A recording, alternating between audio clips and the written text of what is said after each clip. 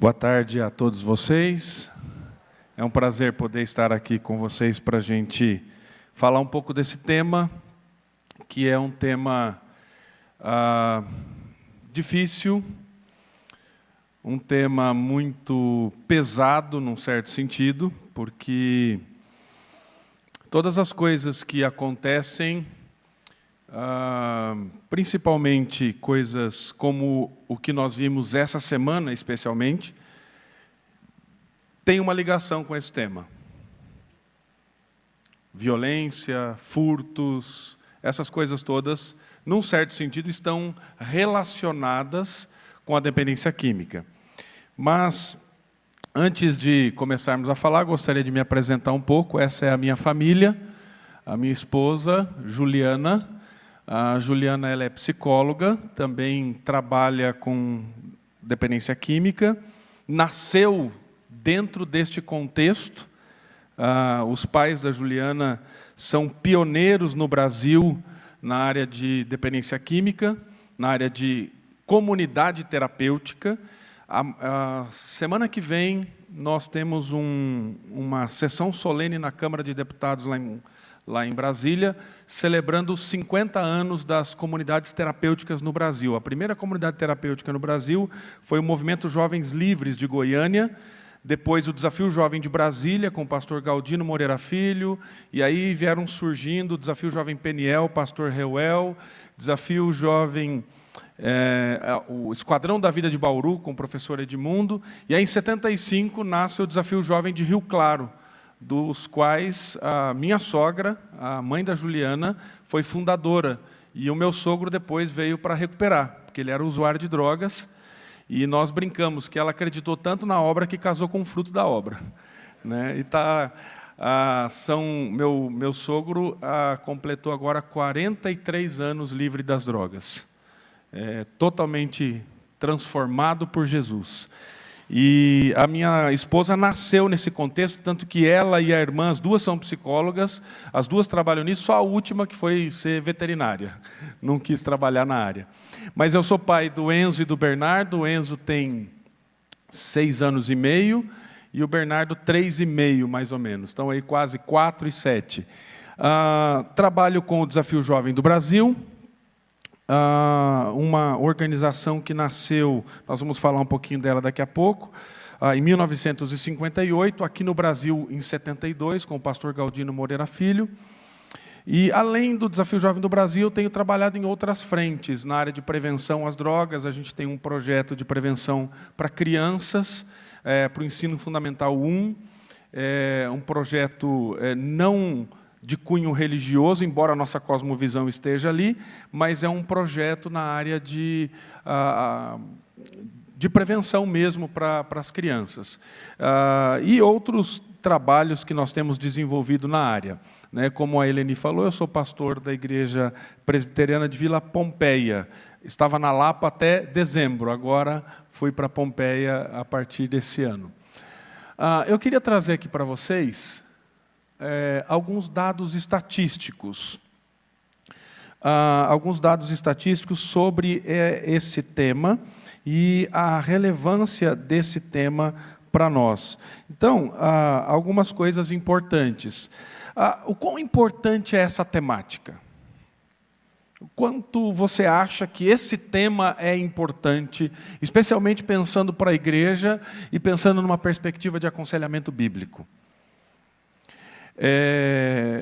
Eu vou dar um pouquinho da dimensão para você perceber qual a importância disso.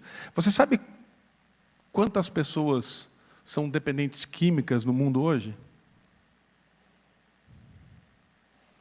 Olha lá. 243 milhões de pessoas usam drogas ilícitas. Nós não estamos falando de pessoas que são viciadas em álcool, que é uma droga lícita. Drogas ilícitas. 5% da população mundial. Esses são os últimos números da ONU que foram trazidos para nós, e é uma situação devastadora. 11% da população brasileira Isso no censo de 2001, 11% era dependente de álcool. Em 2012, 12,3%. E nós não temos os novos números do novo censo. 20% do consumo mundial de crack está aqui no Brasil. 20% está aqui no Brasil do consumo de crack. Estima-se que 1,2 milhões de pessoas no Brasil são usuários de crack. Então, dá para você ter um pouquinho a dimensão da importância desse tema. E aí, quando nós vamos para a questão familiar, quando nós pensamos nas famílias, é interessante você pensar que isso tem um impacto tremendo. Embora muito pouco estudado, sabe-se que as experiências do dia a dia das famílias que elas vivenciam com um parente que é usuário de drogas, elas são totalmente devastadoras. Eu fui diretor do Desafio Jovem de Rio Claro por alguns anos, trabalhando lá dentro. E eu digo para vocês, queridos, é mais difícil você trabalhar com a família do que com o próprio dependente químico. A família está muito comprometida, e é o que nós chamamos de codependência. É devastador aquilo que acontece. E você vê isso no aspecto físico, no aspecto financeiro, nas relações interpessoais e sociais. Você vê essa devastação que acontece na família.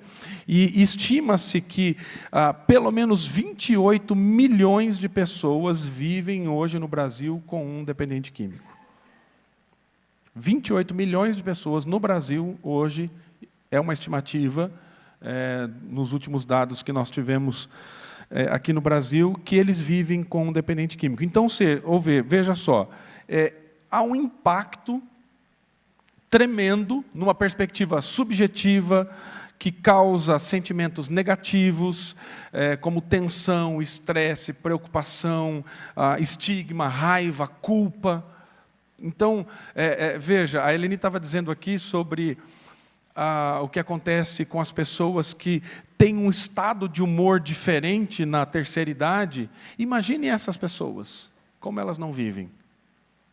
E elas param de viver a própria vida para viver o vício, a doença, e nós vamos trabalhar um pouquinho sobre isso daqui a pouco, o sofrimento do outro.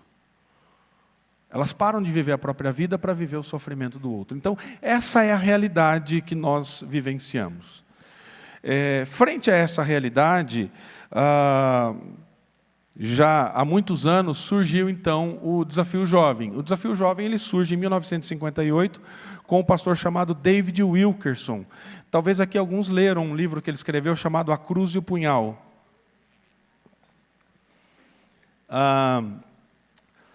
O Desafio Jovem ele surge nesse propósito. E o pastor David ele tinha o interesse, o desejo de pregar o Evangelho, de proclamar Cristo para as pessoas.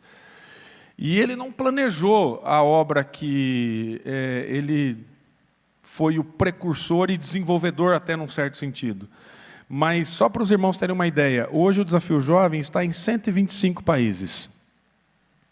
Nós teremos agora, no mês de maio, uma conferência lá, quem quiser ir está convidado, em Três Coroas, no Rio Grande do Sul. Fica do ladinho de Gramado. Eu tenho brincado com o pessoal, vai para a conferência e depois vai passar uma semana com a esposa em Gramado. Nós vamos ter uma conferência da América Latina e das Ilhas do Caribe aqui no Brasil.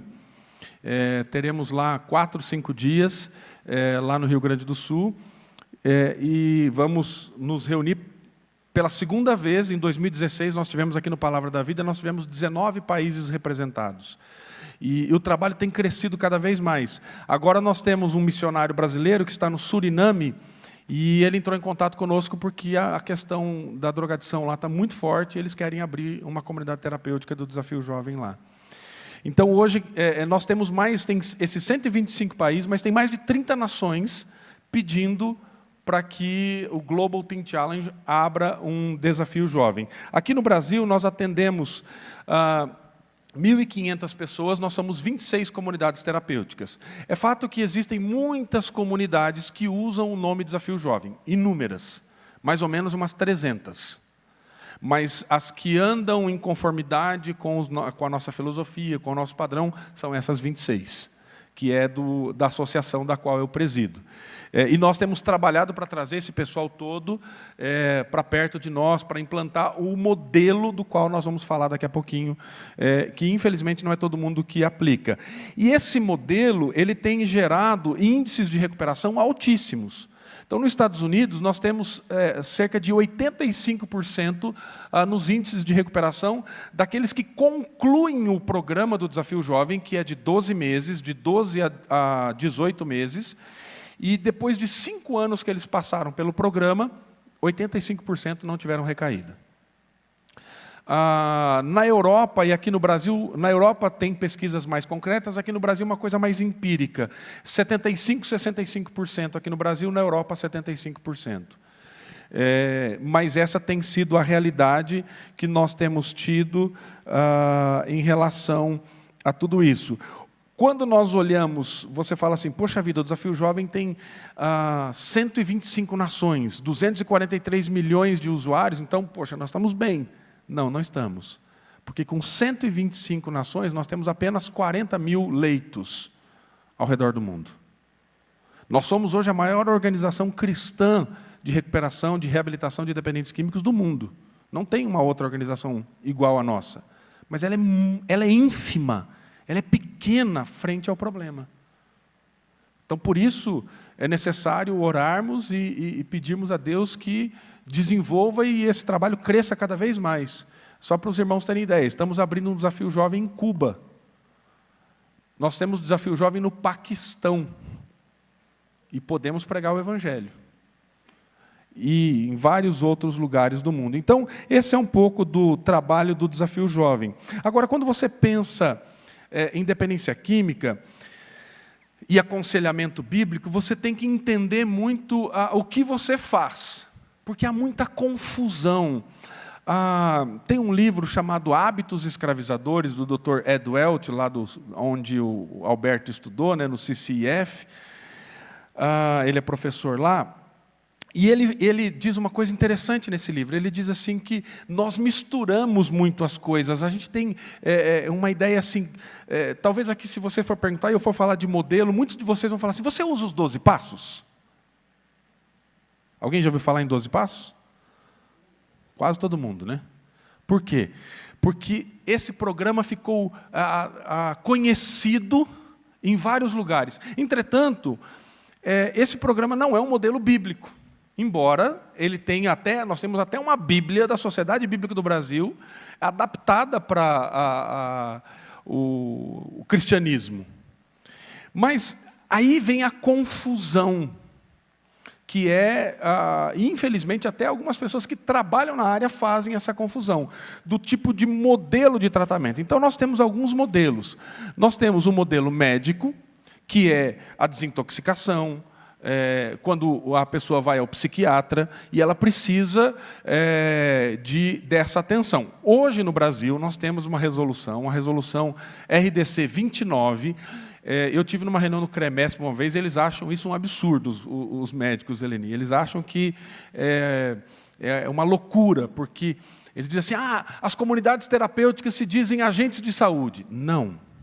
A lei diz, a comunidade terapêutica é agente de promoção da saúde. E nenhuma pessoa, e aí já fica uma dica, querido, se você for encaminhar alguém para alguma comunidade terapêutica, nenhuma pessoa pode ser acolhida numa comunidade terapêutica sem prévia avaliação médica.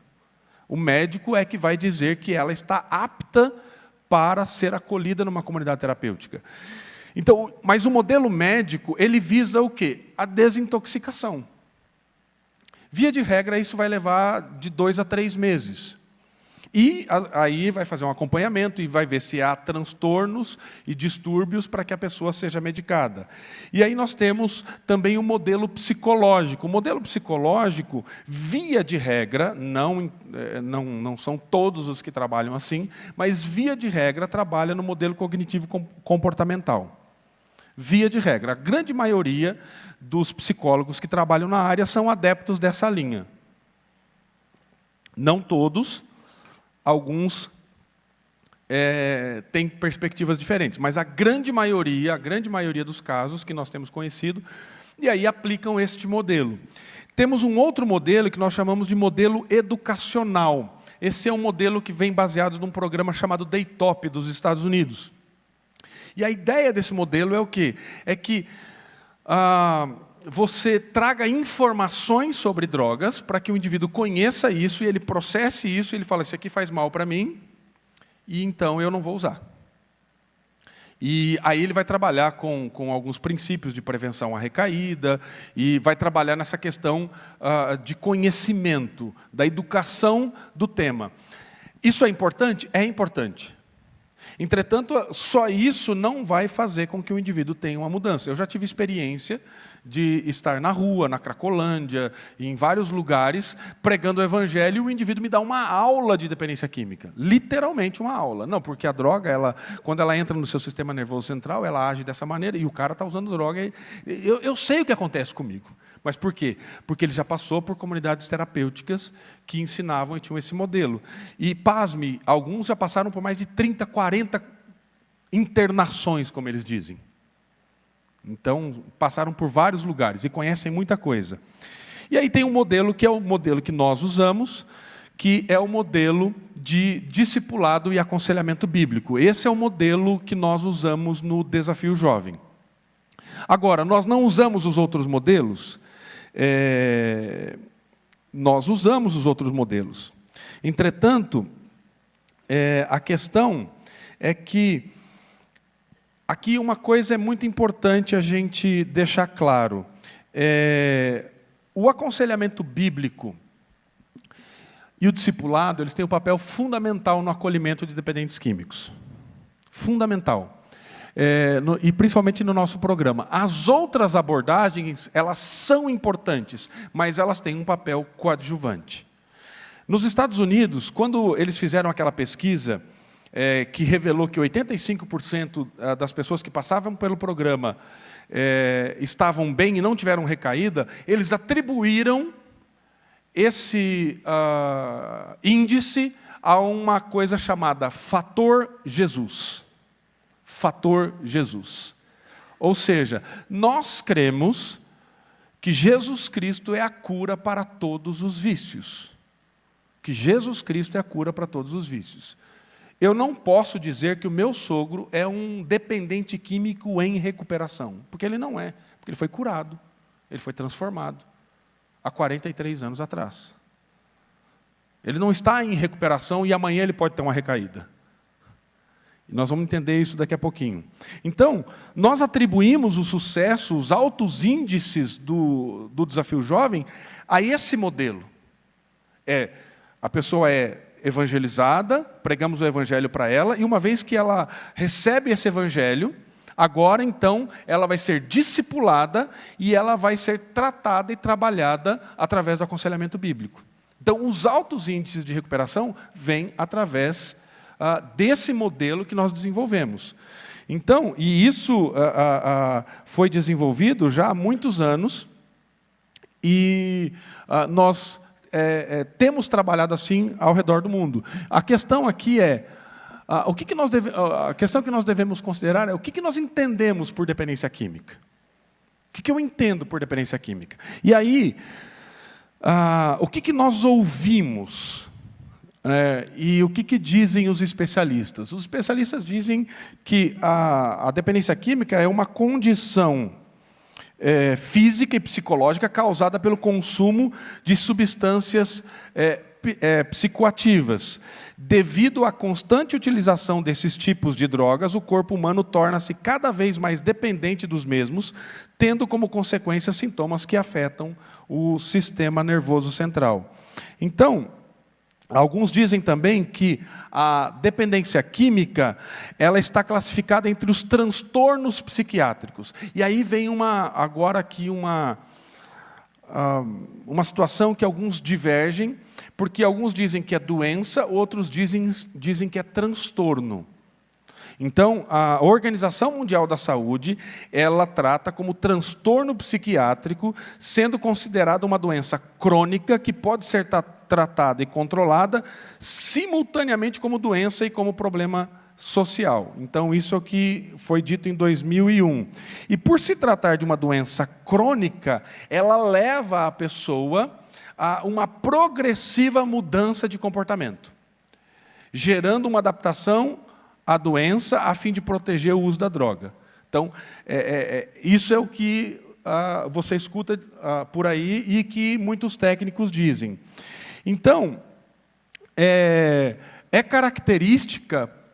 ela é caracterizada como progressiva, incurável, mas tratável, apesar dos problemas significativos para a vida do dependente. Então, o que você vai ouvir por aí é, uma vez dependente, dependente para sempre. Não tem cura. Ela é incurável, é o que você vai ouvir. A dependência química é uma doença incurável, dizem, progressiva e fatal. Ela não tem cura, mas tem um processo de tratamento. Fique em paz, tem um processo de tratamento. Agora, você vai ter que lidar o resto da vida com esse negócio. Você nunca vai ser curado. Você sempre será um viciado. Você sempre será um dependente. É isso que você escuta por aí.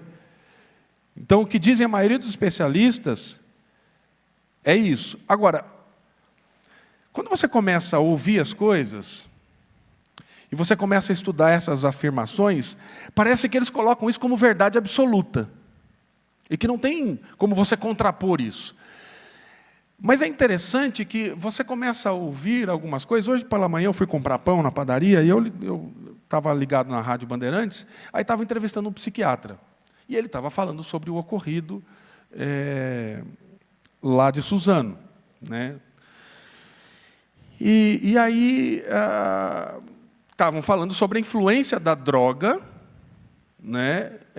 E aí falando se uma mãe que usa droga tem um filho, e aí aí isso dizem, não, isso já está comprovado geneticamente, que ele será um dependente químico. Mas na prática você percebe que parece que essa verdade absoluta, que é um fator determinante. É fato, irmãos, que se nós temos um lar disfuncional, um lar onde alguém nasce nesse contexto, e ele aprende aquele comportamento, é fato que ele é influenciado por aquele contexto social. Mas isso não quer dizer que é determinante, porque se ele fizer uma escolha diferente, ele não precisa ser viciado. Então, é fato que alguns terão mais propensão do que outros. Isso é fato. Mas não é fator determinante. Não é fator determinante. Então, quando nós pensamos nisso, os especialistas eles concordam que um tratamento pós-desintoxicação envolve algumas coisas. Então, vamos lá aqui. Parou meu. Foi. O tratamento envolve abstinência total de álcool e outras drogas. Além de uma transformação, aí veja o que eles dizem, isso é interessante. Além de uma transformação completa da personalidade do dependente em relação ao que ele mantém com as pessoas e do seu convívio.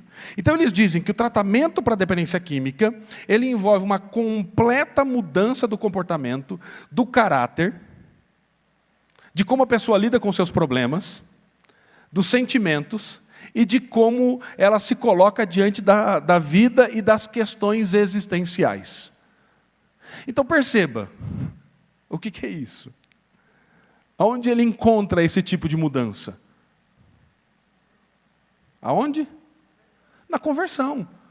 E trabalhando naquilo que vocês já viram hoje, como definição de aconselhamento bíblico, a palavra de Deus ela vai nos orientar a alcançar essa satisfação em Cristo Jesus. Então, quando nós olhamos para isso, eu vejo uma certa contradição, porque diz que é incurável, mas quando a pessoa ela alcança esse nível de satisfação, ela vai viver bem.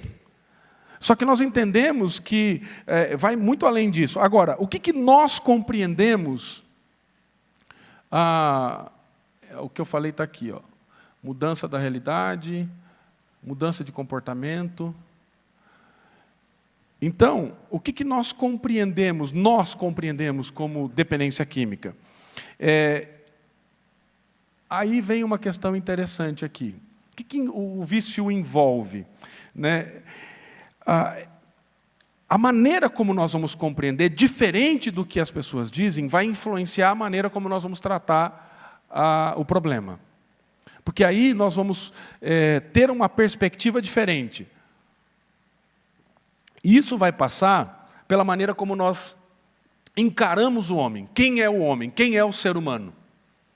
Quem sou eu? Quem é você? Um ser criado à imagem e semelhança de Deus. Portador da imagem de Deus. Embora deturpada pelo pecado. Mas o homem continua sendo portador desta imagem. Então, é claro aqui que quando nós pensamos nessa perspectiva do que nós compreendemos como dependência química, eu estou falando apenas de drogadição, mas isso, quando você usa essa palavra vício, por exemplo, ela envolve muitas outras coisas, que não só a dependência química. Então, é pornografia, sexo, alimentação descontrolada, apostas, dispositivos eletrônicos, internet, exercícios físicos. Né? Ontem eu estava mais ou menos assim. Eu coloquei meus meninos no judô. Então, das 6 às 8, eu fui com eles no judô. Aí um pessoal da igreja quis andar de bicicleta ainda depois. Eu fui andar de bicicleta, aí andamos até quase meia-noite de bicicleta. Eu falei, rapaz, eu estava morto. Né? Mas se isso se torna algo que eu não posso viver sem essas atividades, pode se tornar um vício. Então, veja que quando nós falamos de vício, e aí nós vamos chegar mais à frente nisso, tem a questão do descontrole financeiro, automutilação e muitas outras coisas. Então, se o nosso tópico fosse simplesmente vício, todas essas coisas e muitas outras poderiam ser incluídas. Seja o vício em substâncias psicoativas, ou seja, o vício em qualquer outra dessas situações citadas aqui, todas elas têm a origem no mesmo lugar. Todas elas têm origem no mesmo lugar. Vício em pornografia, vício em descontrole alimentar, em dinheiro, todas têm a mesma motivação e têm a mesma solução. O que muda é que pessoas diferentes procuram coisas diferentes para satisfazer um mesmo anseio. Então, talvez o vício em substâncias psicoativas, como drogas e álcool, ele seja um incômodo maior. Por quê? Porque os seus efeitos são mais destrutivos do que o indivíduo que é viciado em videogame, viciado em internet. Você, obviamente, vai ver o vício em droga muito mais rápido do que qualquer outro tipo de vício. Mas, porque ele é muito mais agressivo. E aí, então, nós falamos sobre como esse processo se dá. Então, ninguém, ele simplesmente... Opa, volta. Ninguém fica viciado da noite para o dia. Ele pega um copo de álcool e diz assim, estou viciado em álcool agora. Não. Ele começa com o que nós chamamos de fase de experimentação. E aí, vamos pegar esse gráfico para todo e qualquer tipo de vício. Todo e qualquer tipo de vício, ele começa de maneira gradativa. Ninguém se torna viciado em comida da noite para o dia. Lá em casa agora está uma luta danada, porque a minha esposa quer tirar o açúcar. Ai, Jesus amado. Essa semana eu falei para ela, judiou, amor, judiou. Ah, não. Até tive que pedir perdão para ela depois, né? Porque a noite anterior ela fez uma sopa toda natureba lá, e os meninos, credo, mamãe, não gostei dessa sopa, não sei o quê e tal. No dia seguinte ela me veio com arroz integral. Eu falei, não, amor, aí não, meu, aí quebra a gente para o meio. Mas eu comi, eu estava com fome, né? Ia repetir ainda. Aí ela viu que eu comi outro dia. Aí no dia seguinte, ela teve algum compromisso. Eu fiz o almoço, aí fiz arroz normal. Aí no outro dia ela já veio com o tal do arroz integral de novo. Eu falei, Senhor, tem misericórdia, Jesus. Agora, comer um chocolatinho é gostoso, não é? Não dá uma sensação prazerosa? E essas coisas, elas...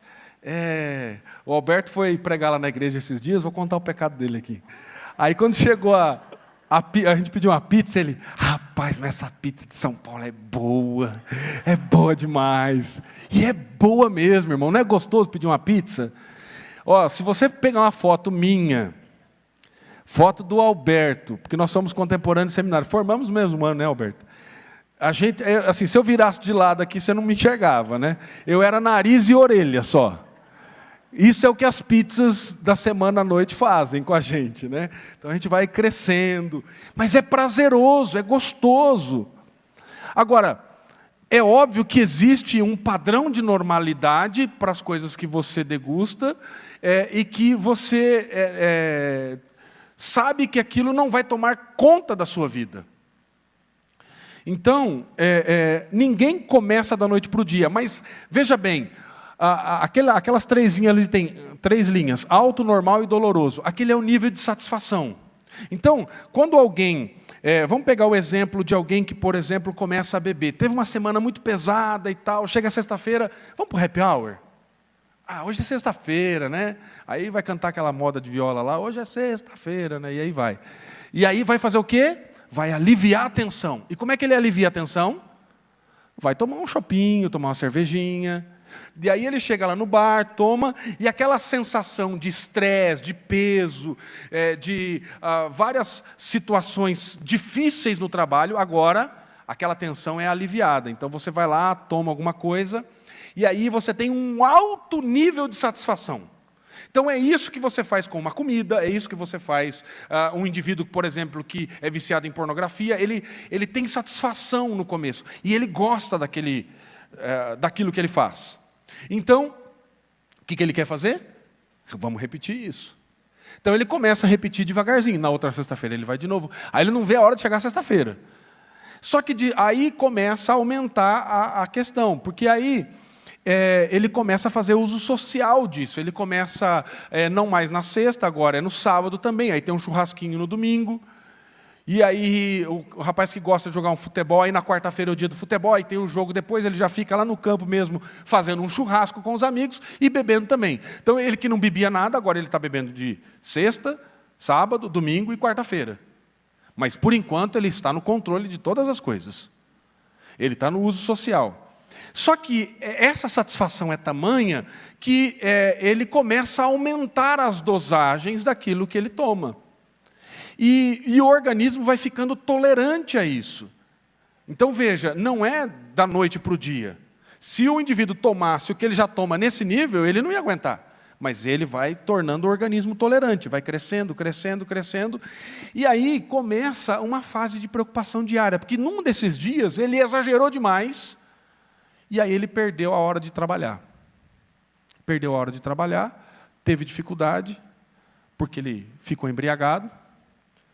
E aí, vejam, todo mundo diz assim, beba com moderação, né? Agora, qual é o limite para você beber? E, biblicamente falando, a Bíblia não diz, não beberás. Eu não achei esse versículo. Mas tem, não vos embriagueis com vinho, no qual há dissolução. Então, o que eu entendo como cristão? Que eu tenho que ter domínio próprio. Agora, qual é o limite? A Organização Mundial da Saúde diz qual é o limite. A Bíblia não diz, mas a Organização Mundial diz.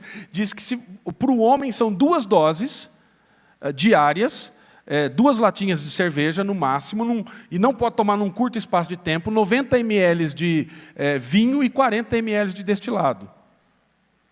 Esse é o limite, é o beber com moderação, segundo os técnicos dizem, é isso. Agora, se você tomar a mulher 4 doses num curto espaço de tempo e o homem 5 doses, ele tem o efeito binge, que é uma embriaguez. Então, se ele tem isso, e aí ele começa a gostar disso, porque aí vem outras sensações que a substância ou o comportamento, pense no comportamento também, porque o comportamento ele vai assim também, do mesmo jeito. Ele vai nessa crescendo. Só que chega uma hora que você começa a sofrer consequências. Só que aí você já acostumou com aquele comportamento aprendido e você quer mais. Vai chegar num momento que você vai precisar da bebida, ou do álcool, ou do comportamento, ou de qualquer substância, só para que você se sinta normal. Por isso que o indivíduo levanta de manhã cedo, vai lá e toma uma dose de cachaça logo cedo. Você fala, mas como é que pode? Porque ele precisa ficar normal. Ele precisa ter satisfação. Só que ele não tem mais satisfação, ele só tem dor. Ele só tem desgosto. Só que agora, aí sim o seu organismo, o organismo dele, a tal ponto foi trabalhado, que agora ele vira, de fato, um dependente daquela substância. Por isso ele não consegue interromper esse ciclo. Porque o organismo, ele fica desta maneira. Então, veja, quando nós olhamos para essa situação toda, né, qual é o problema? O problema está naquilo que nos controla. Quem é que passou a controlar depois de tudo isso você? A substância, o comportamento, aquilo que você faz uso. Então, o problema está naquilo que nos controla. E aí, nós chamamos isso de problemas controladores da vida. Problemas controladores da vida. Ou hábitos escravizadores. Ou, sendo mais claro ainda, pecado. Pecado. Ou o pecado da idolatria. Tudo isso que eu falei se torna o meu ídolo. Eu vivo por isso. Eu vivo por isso. Então, nós temos esse entendimento porque isso passa, irmãos, pela nossa antropologia, pela maneira como nós entendemos que nós fomos criados. Nós fomos criados à imagem e semelhança de Deus, e nós fomos criados em um relacionamento de adoração com Deus, para adorarmos a Deus. Agora, o que o homem faz? O reverendo Alberto citou isso na palestra dele, num dado momento, citando Romanos capítulo 1. O homem, ele vira as costas para Deus, e ele vai viver para si mesmo. Então ele quebra essa relação de adoração. E aí ele torna ele próprio o seu próprio Deus. Por que chega naquele nível? Porque eu quero ter satisfação. Eu quero ter satisfação. E aí nós temos que entender a nossa natureza adoradora.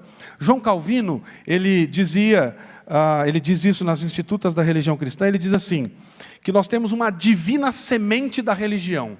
Há dentro do espírito humano, e de fato pelo instinto natural, uma consciência da divindade aí colocada por Deus, que repetidamente derrama gotas frescas.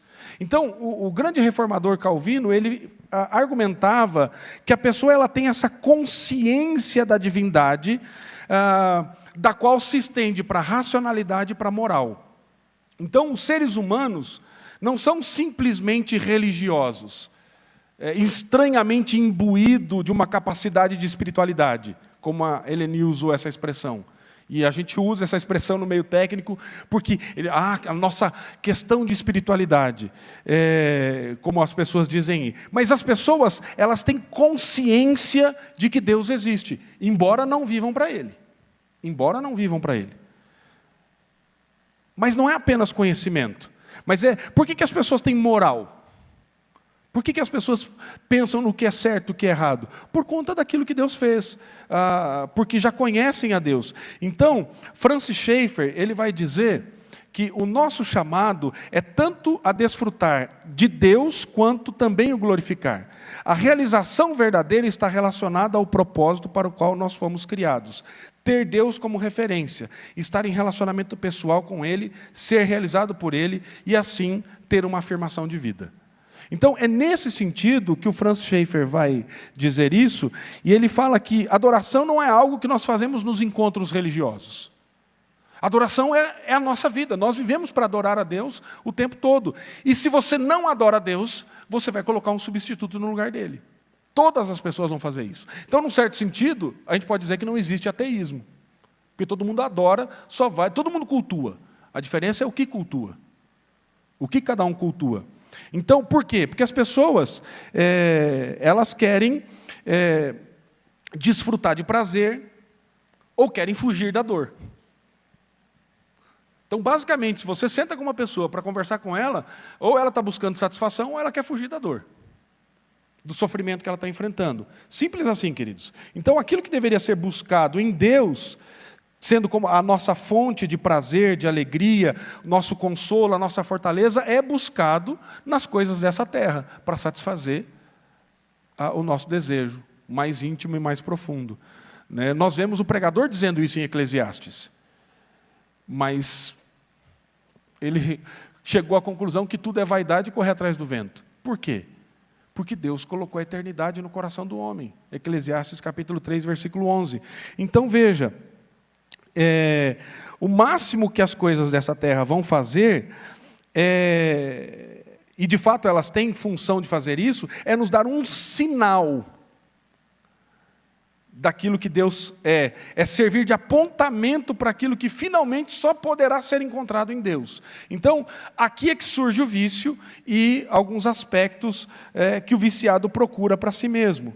Então, veja, o viciado, ele vive para ele mesmo. Qual é o ídolo do viciado? My precious. É o meu precioso. É ele mesmo, ele é o precioso. Então, como resultado de todas as outras coisas, especialmente as pessoas que se relacionam com o viciado, elas começam a perder o sentido e o significado para ele, porque elas vão se tornar apenas um facilitador para ele conseguir o que ele quer, ou um empecilho. É assim que ele vai se relacionar com as pessoas. Ou ela se torna um facilitador, ou um empecilho. E aí você pode imaginar a destruição e a confusão que essa falsa visão da realidade vai deixando, o rastro que isso vai deixando na vida das pessoas. Então, por que eu tenho sido tão enfático com isso? Por que falar de pecado e idolatria do coração? Porque nós entendemos, irmãos, que o problema do vício, da dependência química e de todo o rastro de destruição que isso causa na pessoa, no círculo dos seus relacionamentos e na sociedade como um todo, tem sua raiz na condição do coração do homem. Então, como diria John Stott, o coração do problema é o problema do coração.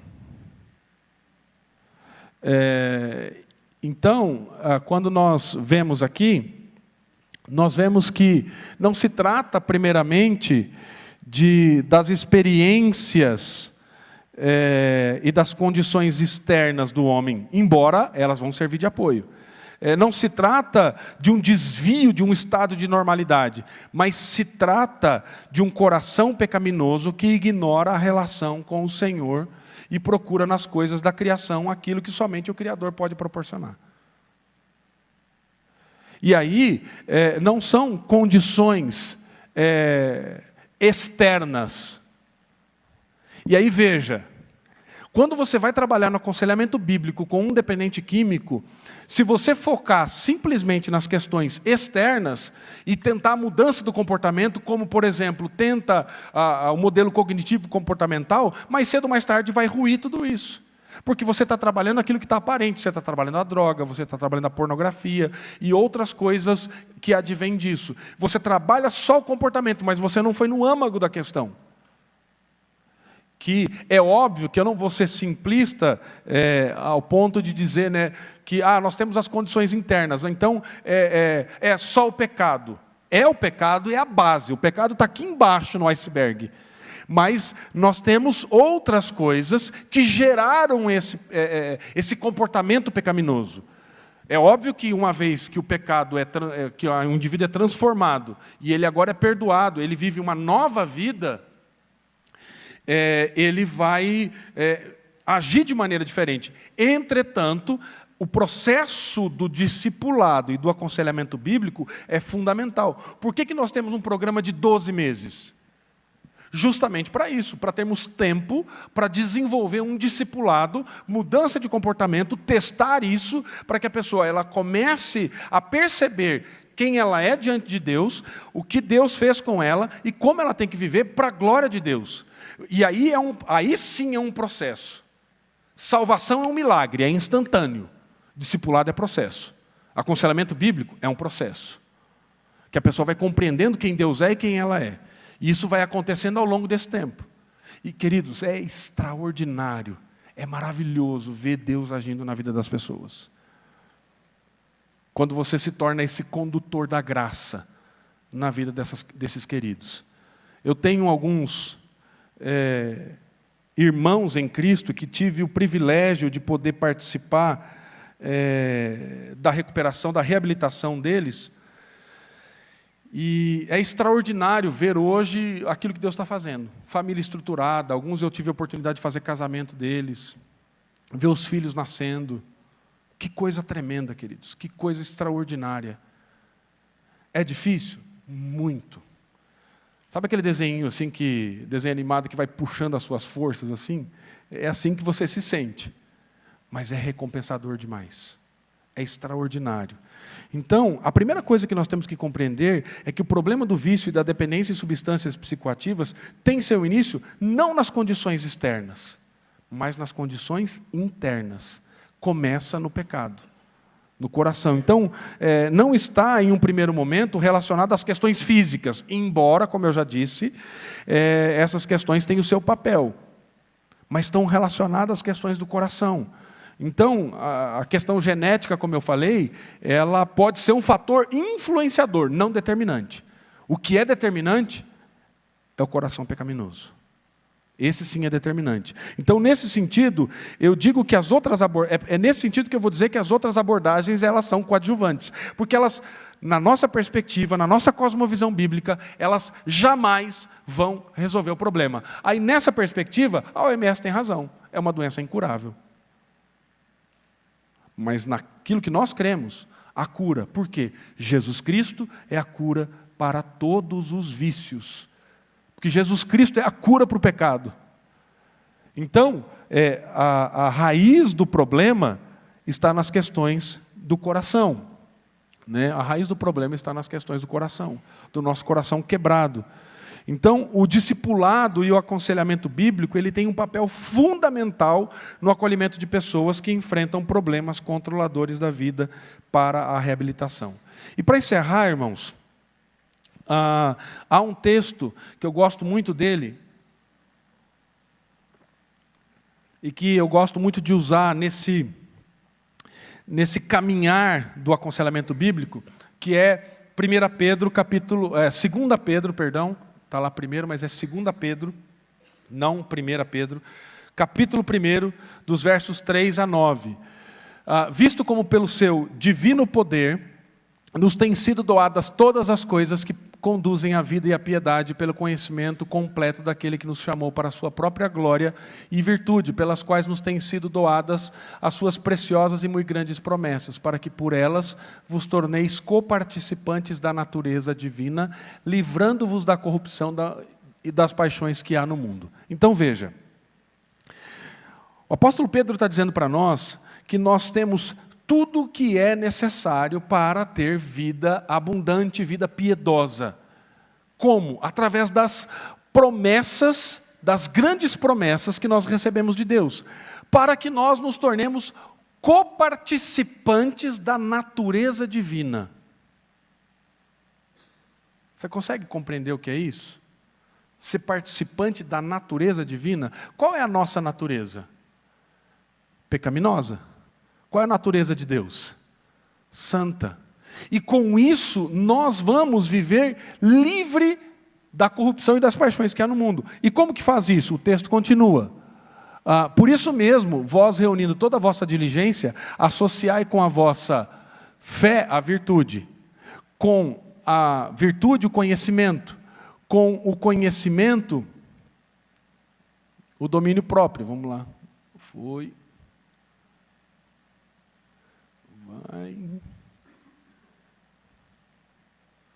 Cadu, me ajuda aí que não está indo, não. Foi. Pronto.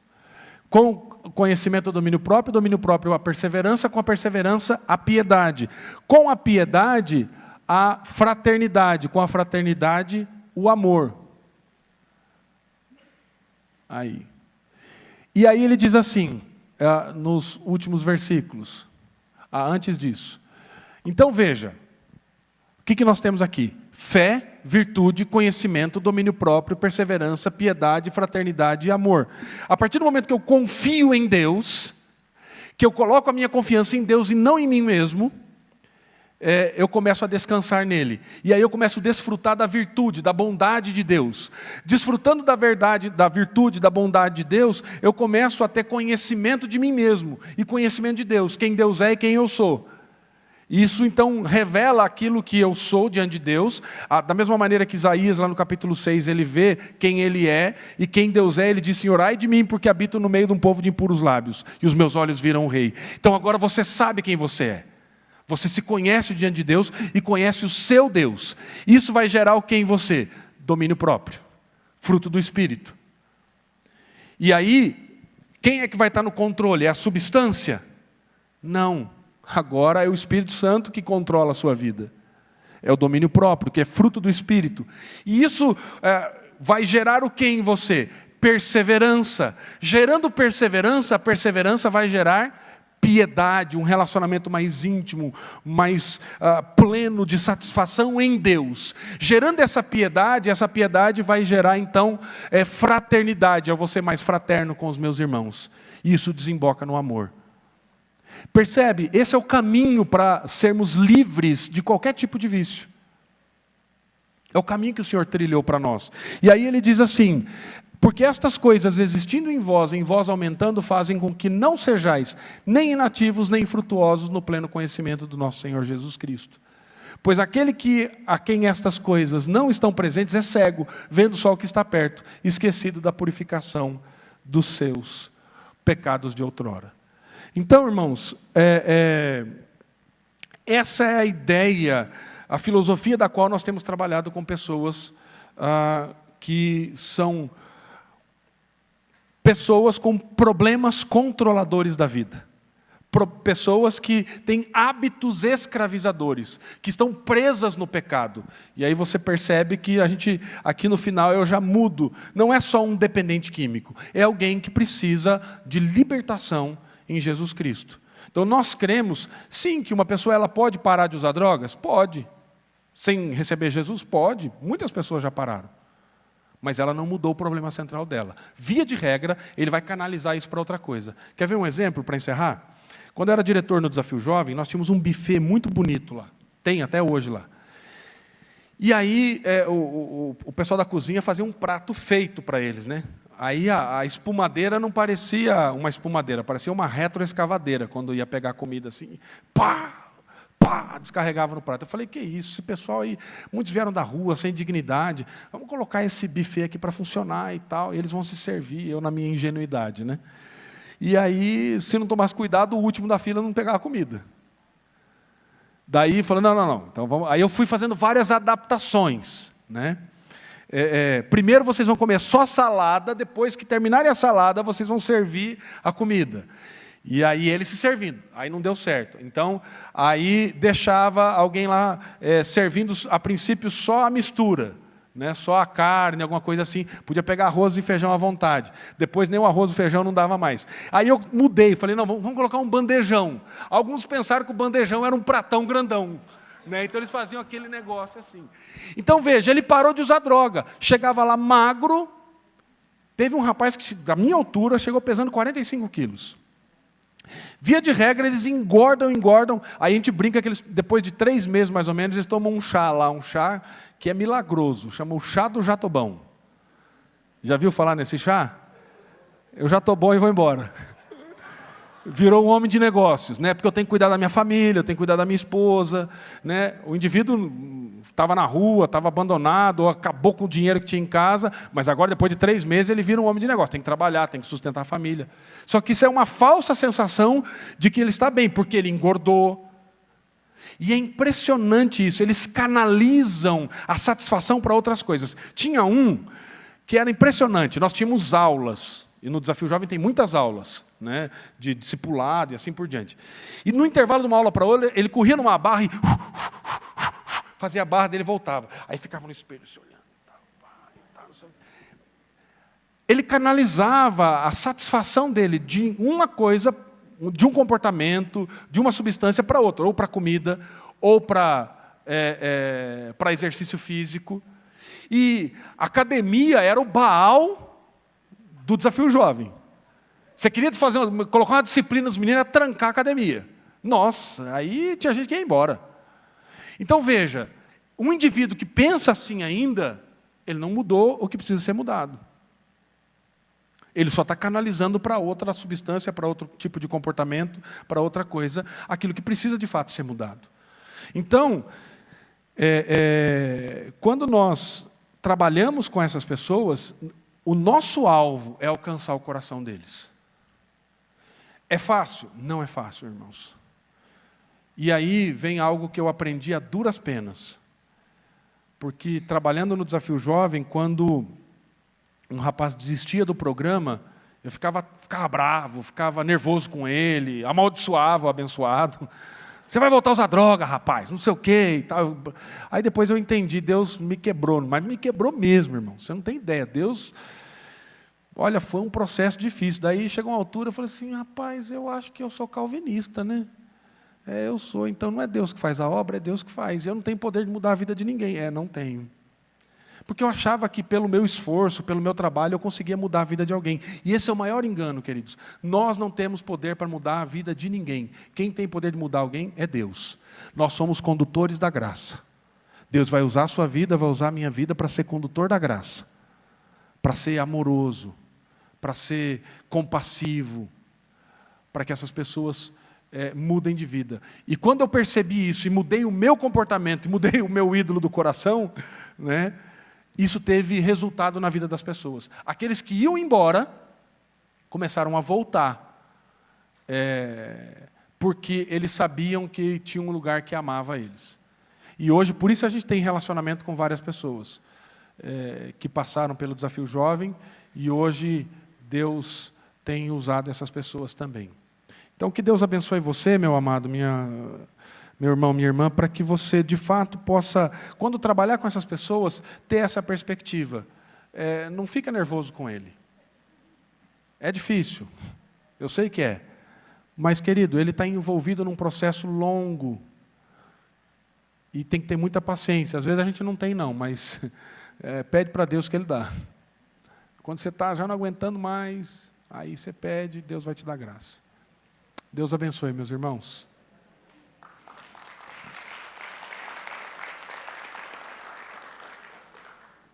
Nós temos um tempinho aqui para perguntas. Se você tiver alguma pergunta, pode fazer.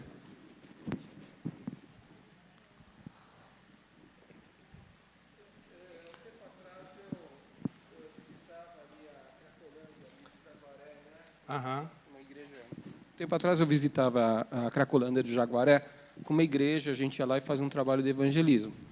E várias pessoas, eu tive a oportunidade de conhecer ali, eram crentes, ex-crentes.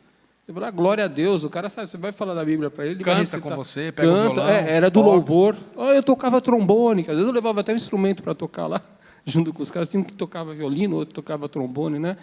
Como é que fica essa questão de você falar de Deus para pessoas que já conhecem Deus, mas se perderam na droga? Né? Ou seja, ele não tem que conhecer mais alguma coisa. Ou ele esqueceu, né? Mas realmente se afastou. Né? Aí eu não entro no mérito se ele de fato conheceu ou não, mas o que ele precisa é que ainda ele vive para ele mesmo. Porque embora o indivíduo tenha conhecido a Cristo, quando você pega... Por exemplo, alguém que tem uma recaída, e não quer dizer que ele não seja crente de fato. Mas o que começa a acontecer? Eu me lembro de um moço, uma vez, que me procurou, que tinha passado pelo programa, lá em Rio Claro, na época que eu fui diretor. Ele morava aqui em São Paulo, já tinha uns 5 anos, e ele teve uma recaída, o que alguns chamam de lapso. Foi rapidinho o que aconteceu.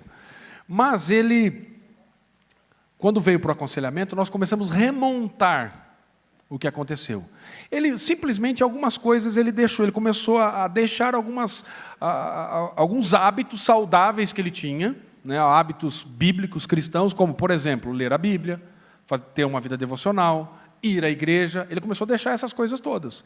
E aí ele falou assim, ele usou essa expressão, ele lia muito, e eu comecei a gostar do ócio. Eu já não lia porque eu queria crescer, eu lia para nada. E assim, eu gostava de não fazer nada. E isso foi aumentando, aí veio, como consequência dessas coisas, o que acontece naturalmente na vida, problemas na empresa que ele trabalhava, problemas dentro de casa, problemas no relacionamento com a namorada. Só que o que aconteceu? Ele se afastou do propósito principal da vida dele, que é adorar a Deus. E ele estava satisfazendo os seus próprios desejos.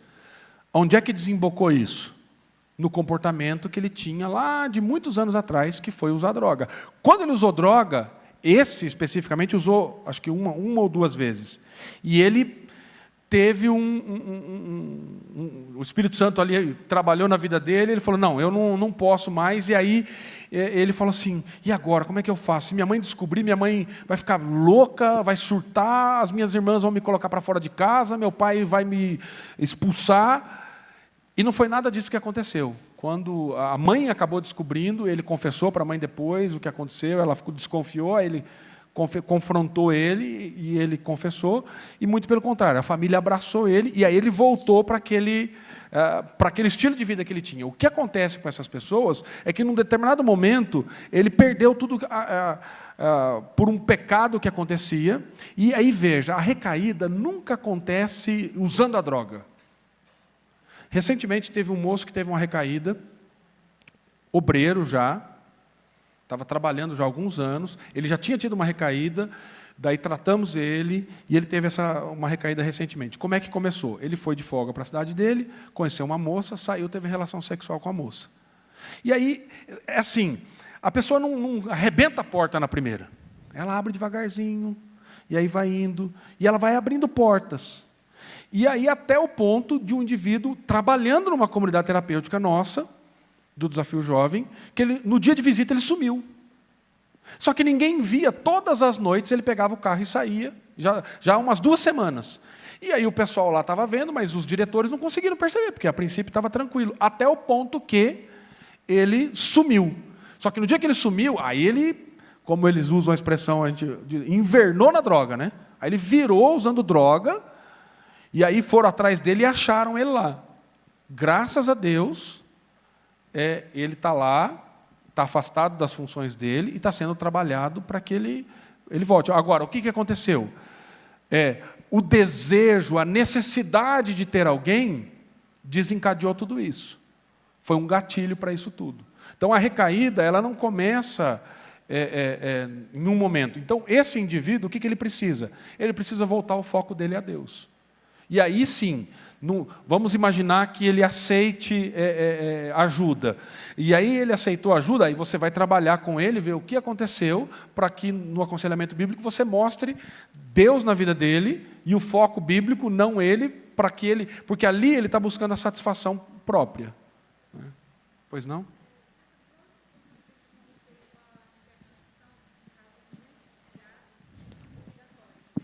Compulsória. Internação.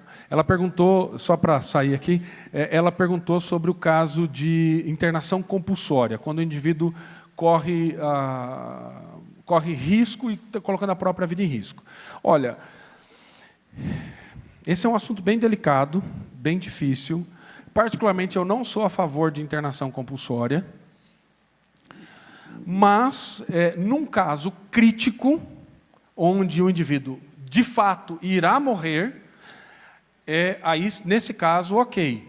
Né? Porque, agora, para chegar nesse caso, é uma situação muito difícil e, legalmente, precisa de uma intervenção judicial.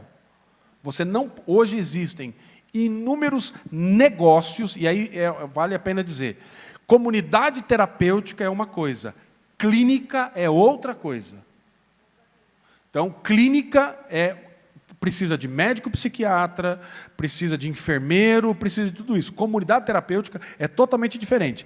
Comunidade terapêutica ela precisa de um responsável técnico. Se ela ministra a medicação medicação só pode ser ministrada porque o psiquiatra recomendou. E aí precisa ou de um técnico, um enfermeiro padrão ou um técnico de enfermagem. Então, essa é a característica da comunidade terapêutica.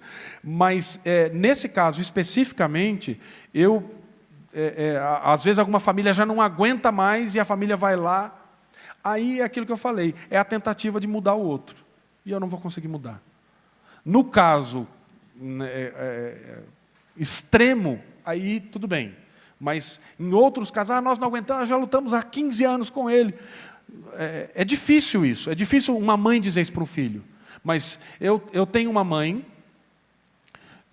não é cristã, ela é professora aposentada hoje, pós-doutora da Unesp, escreveu livro sobre isso, porque ela foi fazer especialização em dependência química. O filho dela foi esse que eu falei, que casei, que nasceu filho, tudo. Agora, só para vocês terem uma ideia, esse filho dela, ele vai na nossa conferência agora como tradutor, e ele é proprietário de ele fala inglês e espanhol fluente, e ele é proprietário de uma franquia de escola de inglês hoje. Isso depois de 9 anos que ele passou pelo programa. Mas ele ficou na rua, literalmente. Literalmente na rua. Sujo, fedido. E a história com ele é longa aqui para eu falar, mas a mãe dele falou assim, olha, eu não vou te ajudar. Se você quiser minha ajuda, você sabe como deve ser. Então, ela fechou a porta da casa dela para ele. Hoje, ela ajuda. Mas naquela época, ela não ajudou. E esse foi um dos fatores que Deus usou para transformar a vida dele. Ele diz isso. Então, é difícil? Mas é tentativa de mudar a pessoa. Eu entendo, mas na minha experiência, eu fiz isso, gente. Eu fiz isso com esse rapaz e com outros. Ele estava na rua, eu falei para o pastor Carlos, que era o meu chefe, né? Falei, pastor, deixa eu buscar ele. Porque ele ia lá, tal. Ele falou, tá bom, vai buscar. Fui um dia inteiro rodando a cidade de Rio Claro, porque ele estava na rua. Achei ele 1h da manhã. Das 8 da manhã, o dia inteiro rodando a cidade. 1h da manhã achei ele. Peguei ele, botei no carro e levei para o centro. Sabe quantos dias ele ficou? 4. E voltou para a rua. E teve um que eu viajei 200 quilômetros para buscar ele em casa quando ele teve uma recaída. Eu cheguei na casa dele, caído lá, não sei o quê. Eu falei, vamos embora. Aí ele, vamos, não sei o quê. Ficou mais 4 dias. Aí Deus mostrou para mim assim, não é você que faz, sou eu que faço. Então, não é que eu quero ser insensível com a dor de uma mãe, mas não adianta. Não adianta eu fazer de tudo para tentar mudá-lo, inclusive prendê-lo e colocá-lo à força numa clínica. Pode ser que dê certo, mas eu não tenho certeza disso. Agora, eu sei que a mudança real vai vir quando Deus transformar a vida desse indivíduo. Mais alguma pergunta, queridos? Acho que lá primeiro. Lá, depois aqui e aqui. Boa tarde, pastor. Eu me chamo Miriam. Boa tarde, Miriam. Eu tenho um irmão e ele é dependente químico. Uhum. E assim, a minha mãe demorou muito para enxergar esse problema. Hoje, ele pede socorro e ela não sabe como ajudá-lo. E acontece de ter dias de nós acordarmos ouvindo ele se drogando e passando muito mal. Qual conselho você me daria para estar ajudando nessa situação? Porém, assim, ele não conversa com ninguém da família. Ele se isolou, ele se tranca no quarto e é 24 horas se drogando dentro do quarto. Ele só sai para trabalhar e comprar a droga. Né? Esses dias a minha irmã esteve em casa no sábado e ela falou, eu tirei 4 sacos de 100 quilos de lixo do quarto do nosso irmão. Porque ele saiu e eu consegui entrar lá. E é deplorável, pastor. E assim, a minha mãe não enxerga isso e eu não sei o que fazer. Eu gostaria muito de ajudá-lo e não sei como. Porque ele não fala comigo, ele não fala com ninguém. Só com ela. E ela não enxerga que precisa ajudá-lo. A primeira coisa, talvez, para ela é buscar ajuda através de um grupo de aconselhamento. Existem alguns grupos. É um trabalho frágil ainda no Brasil.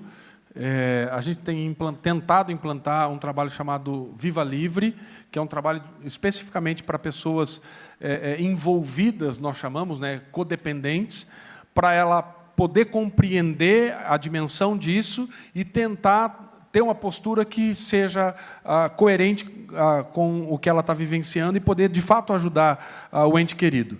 Agora, com ele, nós sempre tentamos trabalhar na questão da motivação. Uma coisa que eu tenho percebido que não dá certo é assim, ele chega um momento, eu gritei por socorro, você pega ele, tem que acolher ele, internar ele agora. Não vai dar certo. Por quê? Porque do mesmo jeito que ele vai correndo, ele volta correndo. Então, tem que ter um processo de convencimento e motivação para ele mudar de vida.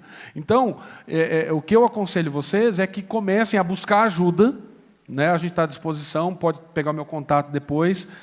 Agora, ele tem que fazer o movimento de fato, querer ajuda. E vocês sempre colocarem, olha, nós podemos ajudá-lo, mas é desse jeito, não é do jeito que você quer.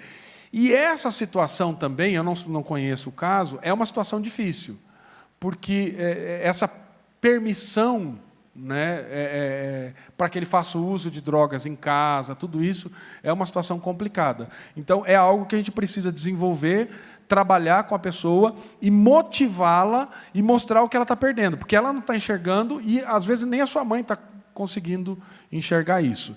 Então, é um processo motivacional para que ela consiga perceber o estado que ela está, para depois você, biblicamente, trabalhar com ela. Aqui e depois lá, eu acho. Ok. Quem que é o...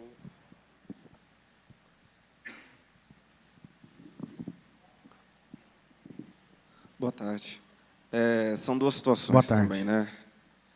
Primeiro, o de mães, que a gente não sabe se ajudam ou se atrapalham, que foi justamente o que você acabou de comentar. E a segunda é o pessoal que vem da casa de reabilitação. No caso, eles passam lá 6 meses, 1 ano, e eles têm um ritmo muito frequente de cultos, de oração lá na casa. E quando eles chegam na igreja, eles ficam perdidos, né? E a gente tenta socorrer de todas as formas, mas não consegue, né? A maioria volta, né? Vamos dizer assim, à situação em que estava antes, por causa da recaída ou qualquer outra situação, né? E as nossas igrejas não têm também esse ritmo total de imersão com vida com Deus. Então, assim, como aconselhar, como trazê-los? Existe algum projeto que a gente consiga fazer dentro da igreja, dentro das nossas limitações? Então, aí são duas coisas. Primeiro, falando da comunidade terapêutica. Esse modelo é o modelo mais estabelecido, e quando eu falo das 300 comunidades que usam o nome do Desafio Jovem em outras comunidades, é assim, tem às vezes 6 cultos no dia. É uma bênção, mas não é assim que é a vida. Ninguém faz, a não ser, sei lá, não é o meu contexto, mas tem igreja talvez que possa ter 6 cultos no dia, você participa dos 6, mas não é a realidade. Você tem que sair para trabalhar, você tem que pagar as contas, tem que sustentar a família. Então, no nosso programa, a visão que nós desenvolvemos ele vai sim ter um programa de discipulado, tanto que no início é muito mais intenso, depois de um determinado momento, ele começa a ter direito a ir para casa, ele vai para casa acompanhado, depois ele vai sozinho, aí ele precisa ir no médico, vai de 2 no médico, eles começam a ter uma certa autonomia, para que ele comece a voltar a sua vida normal. E o grande problema, esse é um problema nacional, o grande problema que nós temos aqui no Brasil é que nós não temos um trabalho de reinserção social. Por que nós vamos fazer a nossa conferência em Três Coroas, no Rio Grande do Sul?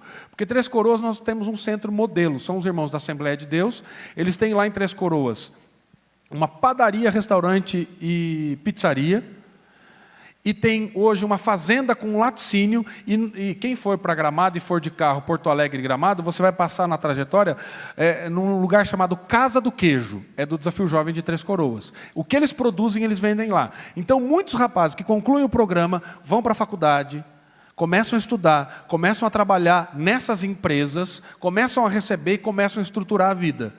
Então, em Goiânia, nós temos um modelo assim, que é o que nós chamamos de casa de saída. Moram 6 rapazes em uma casa, eles estão ligados a uma igreja, ligados a um ministério de evangelização, eles fazem discipulado, isso durante a semana, mas durante o dia eles vão trabalhar. Aí tem um obreiro que vai lá, um monitor que vai nessa casa, acompanhá-los como se fosse um grupo pequeno. Então eles ficam nessa casa de 6 meses a 18 meses, depois de ter feito 1 ano no programa. O que acontece? Se uma comunidade terapêutica tem esse projeto, o sucesso depois, a probabilidade é muito maior. E a igreja? Então, o que nós, igreja, podemos fazer? Nós temos que envolvê-lo no mercado de trabalho. E nós temos que acompanhar essa pessoa através do discipulado. Então, assim, o que acontece? Hoje, infelizmente, muitas comunidades terapêuticas não têm uma boa estrutura. Não tem um bom... Quando eu digo estrutura, não é estrutura física, não é... É um programa.